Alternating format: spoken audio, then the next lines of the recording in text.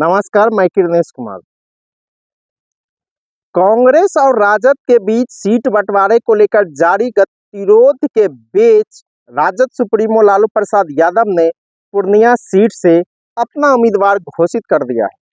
राजद ने पूर्णिया सीट से जदयू की बागी विधायक और हाल ही में जदयू से इस्तीफा देकर राजद में शामिल हुई बीमा भारती को टिकट अलॉट कर दिया है। इसी तरह राजद ने 20 सीटों पर अपने उम्मीदवार तय कर दिए हैं। चर्चा है कि महागठबंधन में राजद 20 सीटों पर 28 सीटों पर अपने उम्मीदवार उतारेंगे। इसमें से 20 सीटों पर उम्मीदवारों पर सहमति बन चुकी है। कुछ सीटें हैं वाल्मीकि नगर, हाजीपुर, मधेपुरा, सुपौल। इन सीटों पर अभी तक उम्मीदवार तय नहीं हुए हैं, लेकिन बक्सर से सुधाकर सिंह, गया सुरक्षित से कुमार सर्वजीत, जहानाबाद से सुरेंद्र यादव, औरंगाबाद से अभय कुशवाहा, बांका से जयप्रकाश नारायण, जमुई से अर्चना रविदास, मुंगेर से अनीता कुमारी, भागलपुर से अरुण शाह, पूर्णिया से बीमा भारती, उजियारपुर से आलोक मेहता, सारण से रोहिणी आचार्य, महाराजगंज से रणधीर सिंह, पाटलिपुत्रा से मीसा भारती, दरभंगा से ललित यादव, मधुबनी से अली अशरफ फातमी, अररिया से सरफराज आलम, सीतामढ़ी से दिलीप राय, शिवहर से रितु जायसवाल, सिवान से अवध बिहारी चौधरी या यहीना साहेब,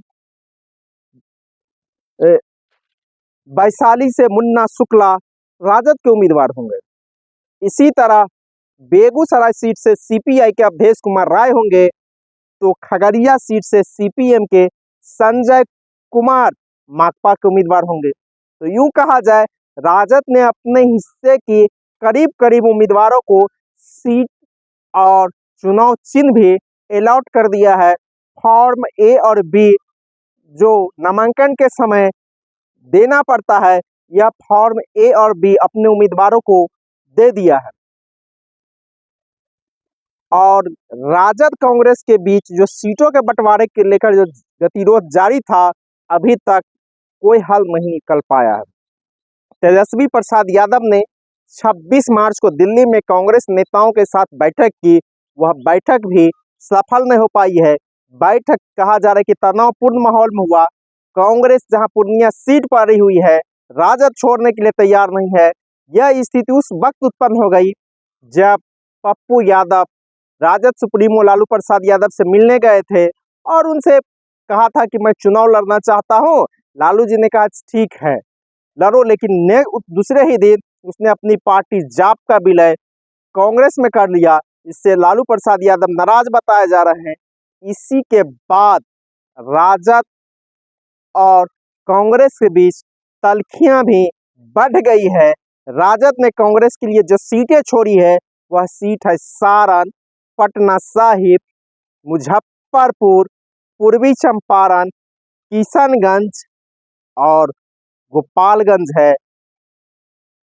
कांग्रेस 9 सीटों की डिमांड कर रही है, उसमें पूर्णिया सीट भी है, भागलपुर सीट भी है और बेगूसराय भी है।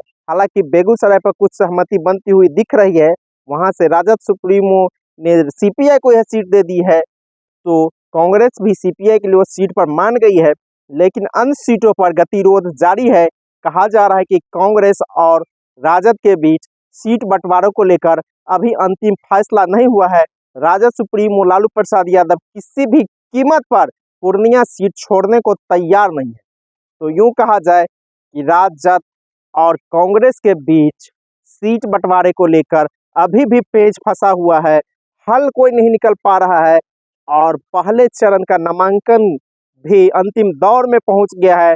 नामांकन के लिए एक दिन मात्र 28 मार्च बचा हुआ है।